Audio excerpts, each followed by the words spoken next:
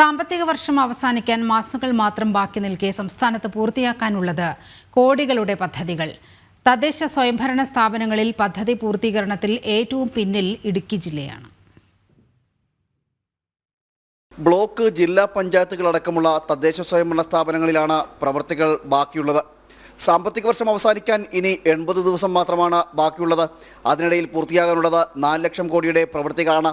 ഗ്രാമപഞ്ചായത്തുകളിൽ 36.64%, block പഞ്ചായത്തുകളിൽ 36.82%, ജില്ലാ പഞ്ചായത്തുകളിൽ 36.64%, നഗരസഭ, കോർപ്പറേഷൻ എന്നിവയിൽ യഥാക്രമം 31.13, 27.74 എന്നിങ്ങനെയാണ് പ്രവൃത്തികൾ പൂർത്തിയാകാനുള്ളത്. നിലവിൽ പൂർത്തീകരിക്കേണ്ട പദ്ധതികളെല്ലാം മാർച്ച് 31 മുമ്പായി പൂർത്തീകരിക്കേണ്ടതുണ്ട്.